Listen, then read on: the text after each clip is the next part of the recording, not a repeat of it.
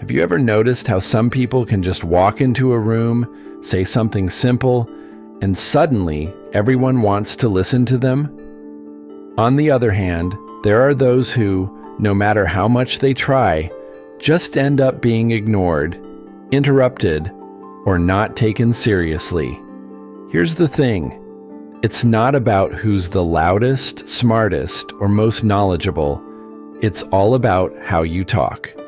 In this video, I'm going to share some tips on how to speak so that people can't help but respect you. Some tips might surprise you, others might make you uncomfortable, but all of them will change how others view you. Are you ready to improve how you speak? Let's get started. Let's talk about 2 words that might be ruining your life. I'm sorry. That's right. Stop saying sorry for every little thing. It's not cute, it's not polite, and it certainly doesn't make people respect you more. It might sound controversial, but hear me out. When you say sorry too much, you're not being polite. You're actually putting yourself down. You're telling everyone not to take you seriously because you're already admitting you might be wrong. You're basically giving them the green light to disregard you. Imagine this. You enter a room and say, "Sorry, I'm late," even though you're just 2 minutes late because there was heavy traffic. Now you've labeled yourself as the problem, when in reality, stuff just happens. Or consider this situation, someone bumps into you, and you immediately say, "Oh, sorry." But why? What are you apologizing for? Just being there? Here's a personal story. I was in a meeting once, and someone cut me off mid-sentence. And guess what I said? "Oh, sorry, go ahead." Why was I apologizing for being interrupted? That was my moment of realization. So, I began to catch myself whenever I was about to say, "I'm sorry." I would stop and think, do I really need to apologize? Or am I just trying to ease the situation? Most of the time, I found there was no need to apologize at all. Apologizing when it's not necessary isn't just a bad habit. It shows a mindset where you feel you have to apologize just for existing, for taking up space, for being human. And if you continue doing that, people will start seeing you as someone who's always in the wrong, someone who doesn't value themselves enough to stand firm. So, how do you change this? Let's rewrite the script. Instead of saying, "Sorry, I'm late," say, "Thank you for waiting." Instead of, "Sorry to bother you," try, "Do you have a moment?" And instead of, "Sorry, can I add something?" say, "I'd like to add something." Just like that, you sound more confident and respectful without apologizing for being yourself. Next time you're about to say, "I'm sorry," pause. Ask yourself, do I really need to apologize, or am I just trying to? Respect begins with how you respect yourself. Stop saying unnecessary sorries and watch how people start to see and hear you differently. Tip 2.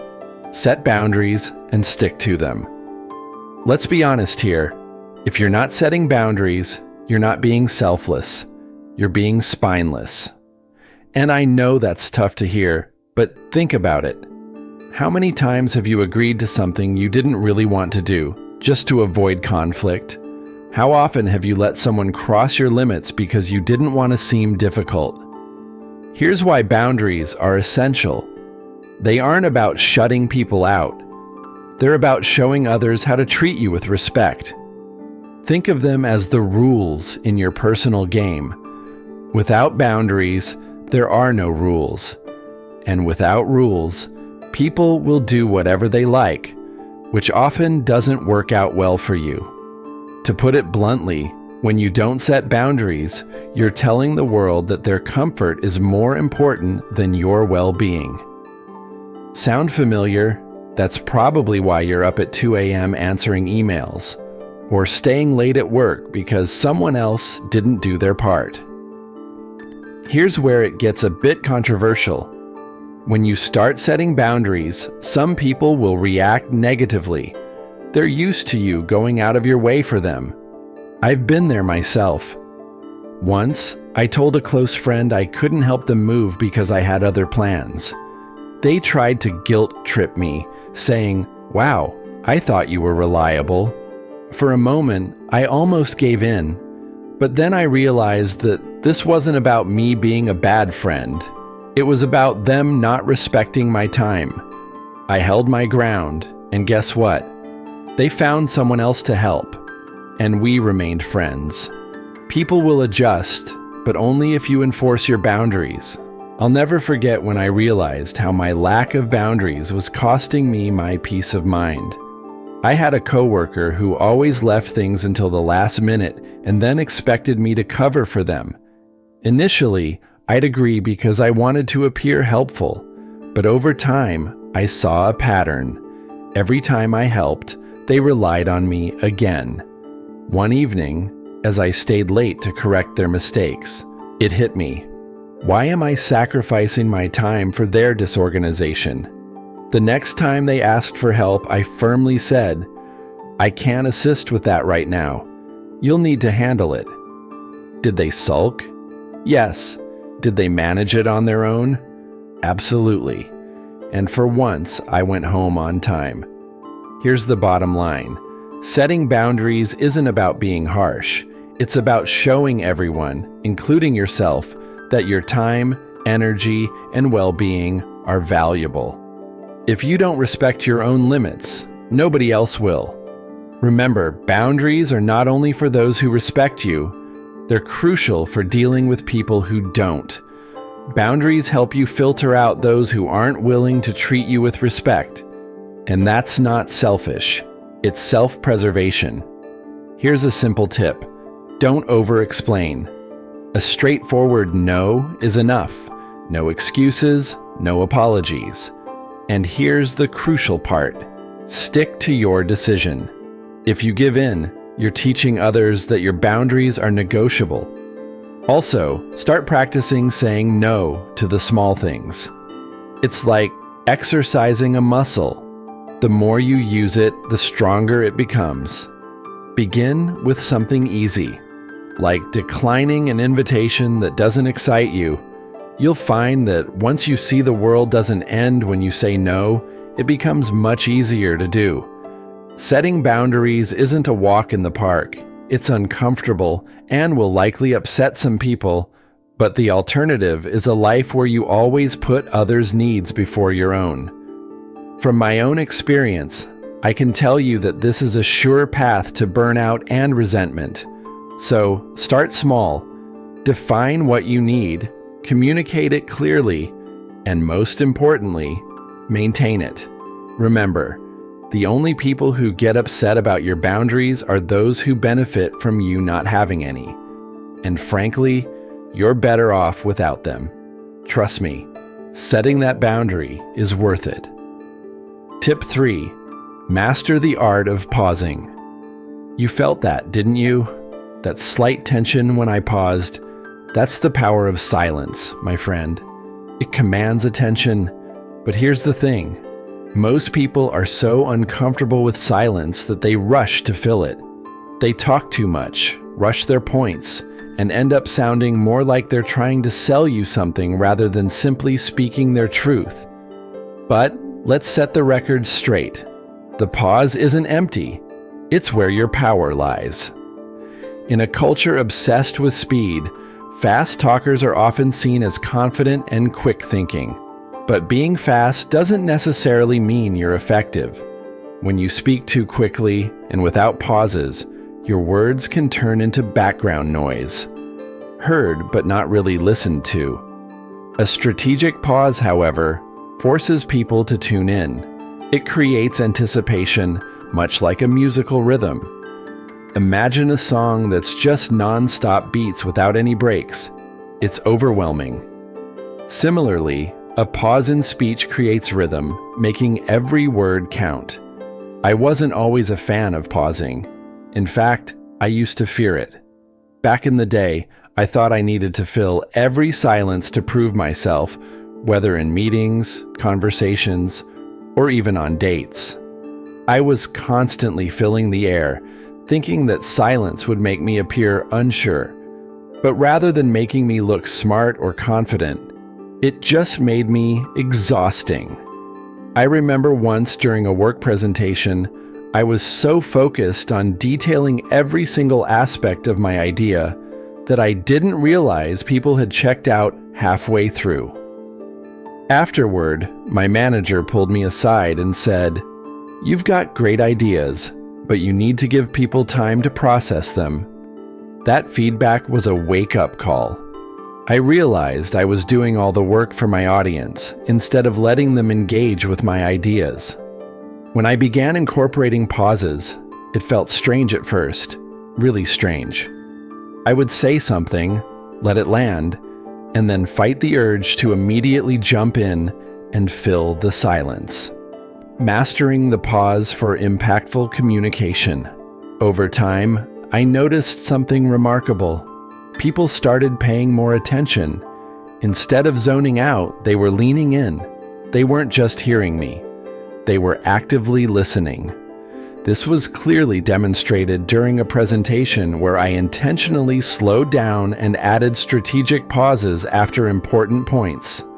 Afterwards, someone approached me and said, "That was so impactful. I felt like every word mattered." That's when I knew I was onto something significant. It wasn't just about what I was saying, it was about how I was saying it. The deeper lesson here is that pausing isn't just about speaking, it's about presence. It's about being so confident in what you're saying that you don't feel the need to fill every moment with noise. A pause conveys that you trust your words to stand on their own. It projects a type of confidence that's rare, and because of that, it commands respect. But pausing isn't only about exuding confidence, it also teaches us patience. It forces us to slow down and let the meaning of our words sink in. In a world that's constantly rushing, there's something profoundly powerful about someone who takes their time. It shows they value not only their words, but also the listener's process of absorbing them. Now, I know there are skeptics out there. You might be thinking, if I pause, won't people think I'm lost or unsure? Let me challenge that perspective. Pausing doesn't make you appear unsure. It makes you appear deliberate. It communicates that you are thoughtful, intentional, and not afraid of a moment of silence. If someone misinterprets that as hesitation, that's their misunderstanding, not your inadequacy. The art of pausing isn't just about improving your speech. It's about enhancing your life. It's about knowing when to slow down, when to let things breathe, and when to let silence speak louder than words. So the next time you're tempted to fill the silence with chatter, resist, trust the pause, lean into the discomfort. Because when you master the pause, you don't just earn respect, you command the room. And that's the kind of influence and power you truly deserve. Tip 4. Use humor wisely, not as a crutch. See what I did there? Now, let's talk about humor. Humor is like hot sauce. When used correctly, it enhances everything. Used incorrectly, it can spoil the whole experience.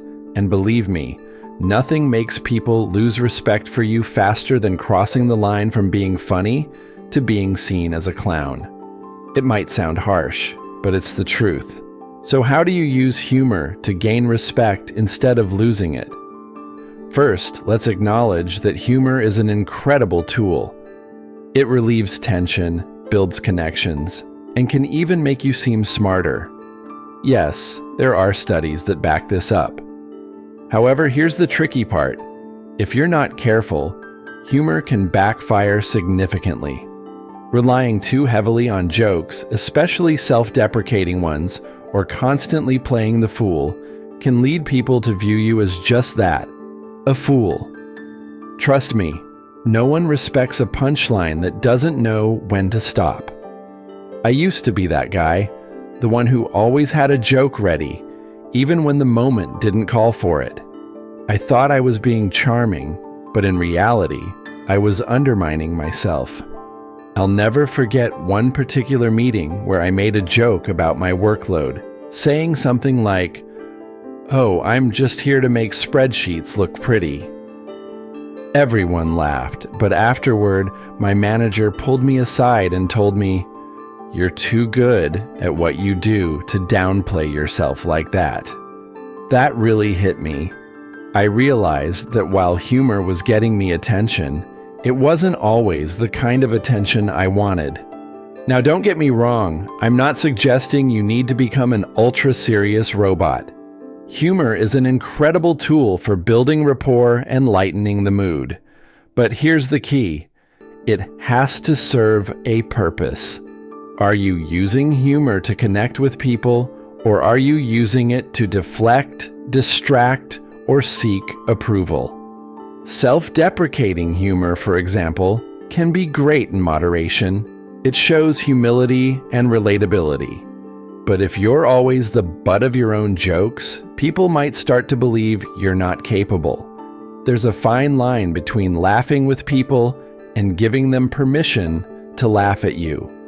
Humor is about timing, intent, and balance.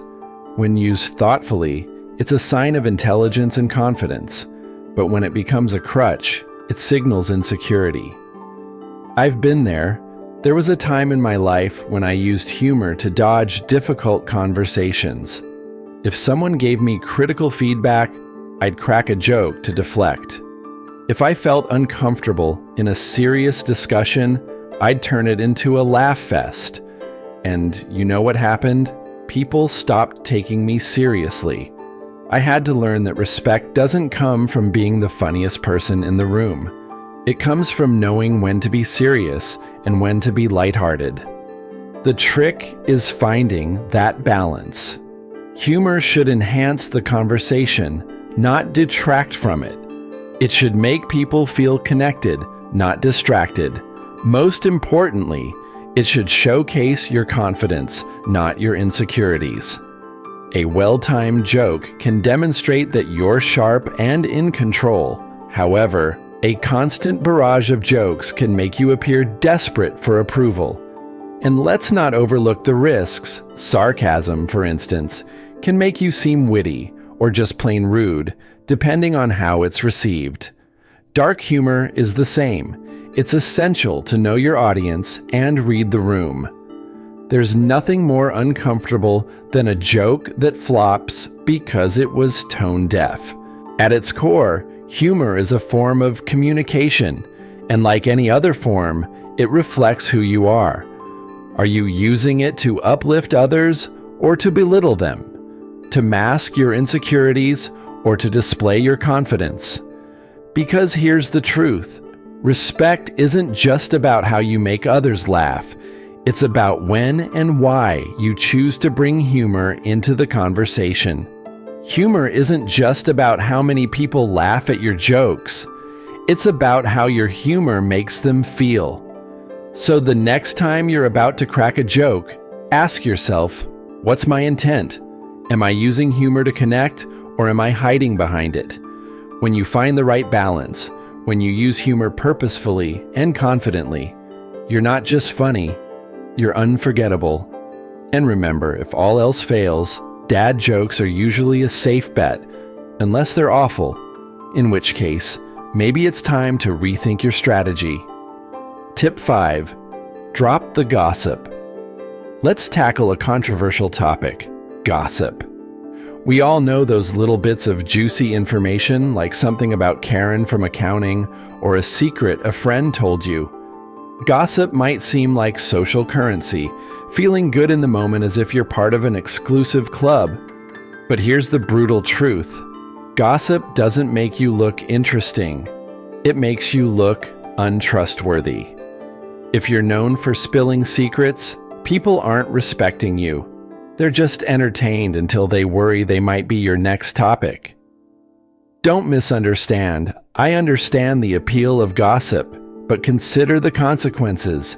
Every time you indulge, you signal to those around you that you can't be trusted. And if people can't trust you, they won't respect you. I learned this the hard way. Let me share a personal story where gossip backfired on me. There was a colleague of mine, let's call him Dave. Dave was often late, and one day I jokingly commented to someone that his alarm clock must hate him. It seemed harmless, but the comment spread and evolved. Soon, everyone was adding their own spin, saying things like, "Dave is lazy," or "Dave doesn't care about his job." Eventually, Dave found out I had started this rumor. The worst part? His tardiness was due to him caring for his sick mother. That's when I realized my harmless gossip was neither harmless nor funny. It was hurtful and quite cruel. Gossip is never really about the person you're talking about. It's about you. Why are you sharing that story? Are you trying to feel superior or more interesting? Most gossip stems from insecurity, a way of shifting focus from our flaws to someone else's. But remember, when you gossip, people aren't focused on the person you're trashing. They're questioning your integrity. Now, let's consider the alternative. What happens when you don't engage in gossip? When you choose to keep confidences and avoid the drama, people notice. They begin to see you as someone who can be trusted, someone with integrity. This respect can be far more valuable than any temporary thrill gossip might provide. Choose to be the person who is known for their discretion and watch how your relationships deepen and your respect grows. Rising above gossip and embracing silence. Being someone who doesn't tear others down to feel good about themselves is the kind of person people respect. Let me tell you, when I made the conscious decision to steer clear of gossip, it changed everything for me. Instead of diving into those, "Did you hear about?" conversations, I just say something neutral like, "I hope they're doing okay." It felt odd at first, like I was missing out, but over time, I noticed a shift. People started seeking me out for advice rather than drama. They viewed me as someone who could handle things maturely, not someone who would exploit their secrets. Here's the deeper lesson. Gossip doesn't just hurt others, it damages you. It erodes your credibility, your relationships, and even your self-respect. By dropping gossip, you make a powerful statement. I am better than this. I don't need to build myself up by tearing someone else down. This is where true respect comes from. And let's be real for a moment. If you're known as the person who always has the latest gossip, you're also known as someone who can't keep secrets. What often happens to those people? They don't get promoted. They aren't trusted with important information, and they're usually the ones left out when it truly matters. So, perhaps it's time to leave the gossip behind. It really doesn't lead anywhere worthwhile. At the end of the day, you have to ask yourself, what kind of person do I want to be? Someone who spreads negativity and mistrust, or someone who uplifts others? Gossip might feel good in the moment, sure, but respect, true, lasting respect, comes not from spilling the tea, but from being the person who refuses to pour it. And as for Karen from accounting, she's probably just living her best life. Let her be. Tip 6. Know when to stop talking. All right, here's a spicy truth for you. Most people talk too much. Yes, I said it. And you know what? It's costing you respect. The uncomfortable truth is this. Sometimes the most powerful thing you can say is nothing. But oh, the temptation to keep going, to over-explain, to fill every silence is real, isn't it? Why do we do this? Why do we feel the need to keep talking long after we've made our point? Let's face it, it's insecurity. We think if we stop talking, People will assume we're unsure or that we don't know enough. So, we keep rambling, hoping to prove how smart, funny, or valuable we are. Newsflash: over-talking does the opposite. Instead of making you look impressive, it makes you look unsure and, dare I say, a little desperate. Let me share a personal anecdote where I learned this the hard way. I was pitching an idea to a client, and I thought I absolutely nailed it. But instead of stopping and letting them digest my brilliant point, I kept going. I rephrased my idea, added unnecessary details, and even tried to anticipate their questions before they could ask them. By the end of it, they weren't nodding in agreement. They looked confused. After the meeting, my boss pulled me aside and said, "You had them in the palm of your hand, but then you lost them. Next time, make your point and just stop."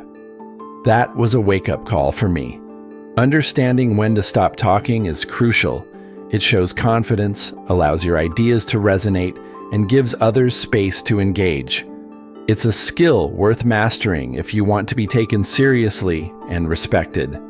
So the next time you find yourself in a conversation or a meeting, make your point, then give it a rest. Let your words breathe and watch how much more impactful they become. The power of silence in communication. My wake-up call came when my boss pointed out that I had my audience's attention in the first 30 seconds, but then I lost them. I needed to learn when to stop talking. This realization hit me hard. I wasn't giving people space to process what I was saying. I was overwhelming my own message. Here's the controversial part. The more you talk, the less people listen. It's like pouring water into a glass that's already full. It overflows, and none of it sticks. On the other hand, silence commands attention. It gives your words weight. When you stop talking, you create space for others to think, to respond, and to engage. That's where respect grows. I know it's hard. Silence can feel awkward. You say something, and instead of a quick reaction, there's a pause, and your brain starts screaming, "Say something else. Fill the gap." But here's the thing. That pause isn't your enemy. It's your ally. It's in those moments of silence that people process your words and decide to take them seriously. Knowing when to stop talking isn't just about communication. It's about confidence. It's about trusting that your words have value without needing to back them up with endless explanations or filler. It's about being comfortable with the discomfort of silence, knowing that it speaks louder than noise ever could. Consider some of the most impactful speeches or moments in history. They weren't long-winded. They were sharp, concise, and deliberate. The power of knowing when to stop talking is like leaving a party at its peak. You leave people wanting more, not wishing you'd go home. I started applying this principle in my personal life too.